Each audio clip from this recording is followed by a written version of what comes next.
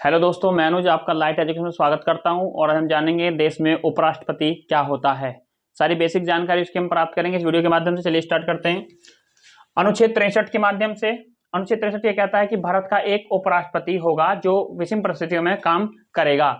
अनुच्छेद 64 ये कहता है कि वह राज्यसभा का पदेन सभापति होगा। राज्यसभा का पदेन सभापति होगा।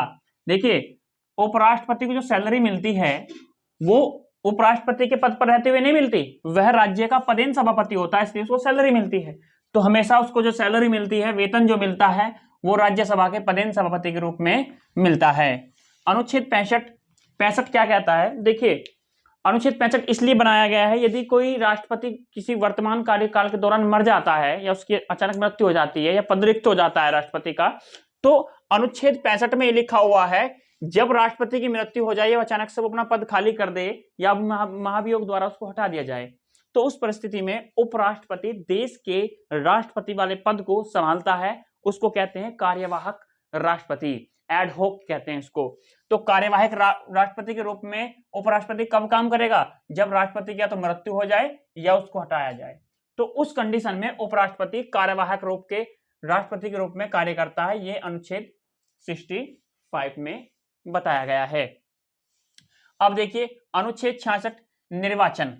अब निर्वाचन का बड़ा देखिए किस प्रकार से निर्वाचन होता है। इसमें है एकल संक्रमणीय अनुपातिक गुप्त मतदान। देखिए इसमें तीनों चीज आती हैं, एकल संक्रमणीय, अनुपातिक और गुप्त दान। यानी जैसे कि आम जनता का जो चुनाव होता है डायरेक्ट वोटिंग जनता द्वारा, ऐसा इसमें नहीं होती है। ठीक है जी। और इसमें मत मूल्य भी नहीं निकालते। राष्ट्रपति के चुनाव में वोट का मत मूल्य निकाला जाता है, लेकिन इसमें नहीं। अब इसका जो चुनाव होता है, इसके चुनाव में जो संसद है, संसद के सभी सदस्य भाग लेते हैं। संसद के सभी सदस्य भाग लेते हैं। ठीक है जी। लोकसभा राज्यसभा में जो मेंबर्स होते हैं सारे इसमें भाग लेते हैं। अब इसमें जो एकल मन संक्रमण का मतलब होता है कि इसमें वरीयता दी जाती है, किसी भी व्यक्ति को वरीयता दी जाती है। यानी इस प्रकार के चुनाव में यदि कोई व्यक्ति वोट कम प्राप्त कर लेता है तो उसके वोट हस्तांतरित कर लिए जाते हैं। इसको हस्तांतरित भी कहते हैं, हस्तांतरित। ठीक है जी। यानी एकल संक्रमण प्रणाली ये होती है। और ये जो मतदान होता है गुप्त मतदान होता है। इसमें संसद के सभी सदस्य भाग लेते हैं, जितने भी एमपीज होते हैं। ठीक है जी। अब आगे देखिए,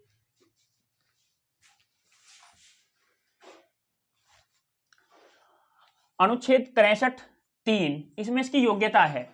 देखिए जिस प्रकार राष्ट्रपति की योग्यता होती है उसी प्रकार उपराष्ट्रपति की योग्यता होती है। ठीक है ना। और इसमें सबसे पहली बात जो बताई है कि जो उपराष्ट्रपति है वह भारत का नागरिक हो, भारत का नागरिक हो। ठीक है जी। और 35 वर्ष आयु पूरी कर चुका हो, 35 वर्ष आयु पूरी कर चुका हो। ठीक है जी। भारत का नागरिक हो और 35 वर्ष की आयु पूरी कर चुका हो। तीसरा, दिवालिया ना हो। ठीक है जी। पागल ना हो, यानी वो मेंटल भी ना हो, उसकी मानसिक स्थिति भी ठीक हो। ठीक है जी। और किसी लाभ के पद पर ना हो, राज्य सरकार में किसी लाभ के पद पर ना हो, लाभ के पद पर ना हो। ठीक है जी। लाभ के पद पर नहीं हो। ठीक है। तो लाभ के पद पर ना हो, दिवालिया ना हो, 35 वर्ष की आयु पूरी कर चुका हो, भारत का नागरिक हो। इसमें एक चीज और आती है। देखिए जिस प्रकार हम राष्ट्रपति को देखते हैं कि राष्ट्रपति एक एबिलिटी पैदा रखता है अपने अंदर कि वो लोकसभा में निर्वाचित होने की योग्यता रखता है, वो तो रखता है लोकसभा में, लेकिन जो उपराष्ट्रपति अगर कोई चुनाव लड़ेगा तो वो राज्यसभा में निर्वाचित होने की योग्यता रखता है। ठीक है जी। तो उपराष्ट्रपति राज्यसभा में निर्वाचित होने की योग्यता रखता है। आगे देखिए, ये था 66(3). उसके बाद देखिए 67। इसका कार्यकाल कितना है जी? किस प्रकार से इसका कार्यकाल होता है? इसका कार्यकाल 5 वर्ष ही है, 5 वर्ष। ठीक है जी। इसका कार्यकाल कितना होता है? 5 वर्ष। लेकिन ये राज्यसभा का पदेन सभापति होता है, लेकिन राज्यसभा के जो सदस्य होते हैं, मेंबर्स होता है, उनका 6 वर्ष होता है। ठीक है जी। इसका होता है 5 वर्ष।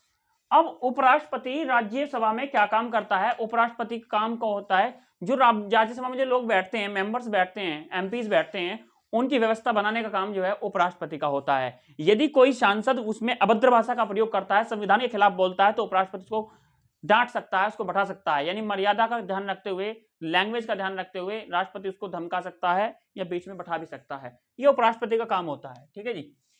या एडहॉक राष्ट्रपति उपराष्ट्रपति के रूप में काम करेगा। इसका कार्यकाल 5 वर्ष होता है।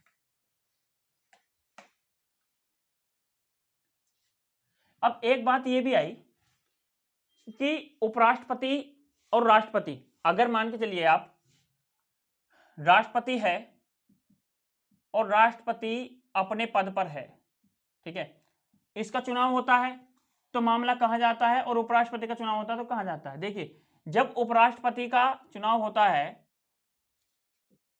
उपराष्ट्रपति चुनाव होता है और इससे संबंधित कोई भी प्रॉब्लम अगर चुनाव में होती है तो इस मामले की सुनवाई डायरेक्ट सुप्रीम कोर्ट करता है, ठीक है, सुप्रीम कोर्ट करता है आर्टिकल 71 के बाद। तो इसकी सुनवाई कौन करेगा? सुप्रीम कोर्ट करेगा, अन्यथा कोई नहीं। देखिए, करवाएगा तो निर्वाचन आयोग 324 करवाएगा तो निर्वाचन आयोग, लेकिन इसकी सुनवाई अगर इसमें कुछ प्रॉब्लम होती है तो सुप्रीम कोर्ट करेगा और कोई नहीं करेगा, ठीक है जी। आगे देखिए,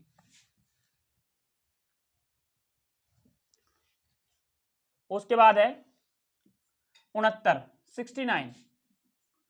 अब इसमें है शपथ। शपथ कौन दिलाता है जी इसको? उपराष्ट्रपति को। बेसिक सी बात है, राष्ट्रपति दिलाएगा, ठीक है जी। शपथ कौन दिलाएगा? राष्ट्रपति दिलाएगा शपथ, ठीक है। उपराष्ट्रपति को राष्ट्रपति शपथ दिलाता है, इसको ओथ भी इसको कहते हैं, ठीक है जी। 69 में शपथ कौन दिलाता है? राष्ट्रपति दिलाता है।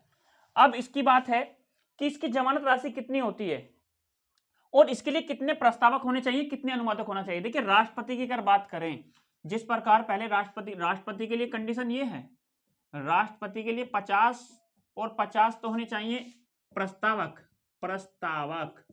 और 50 होने चाहिए अनुमोदक। यानी 50 लोगों की डिमांड हुई और 50 ने प्रस्ताव दिया हो।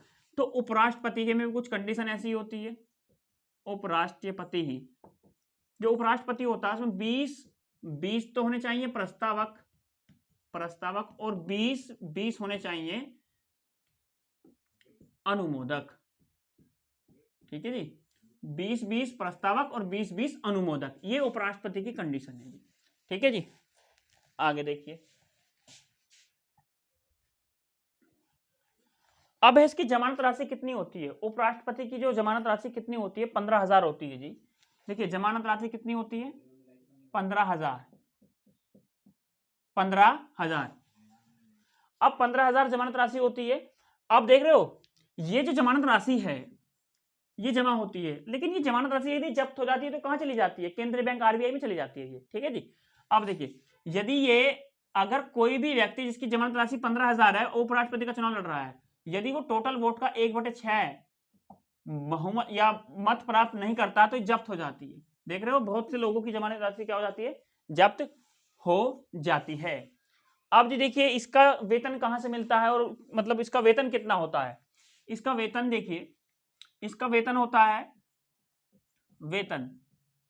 4 लाख रुपए प्रति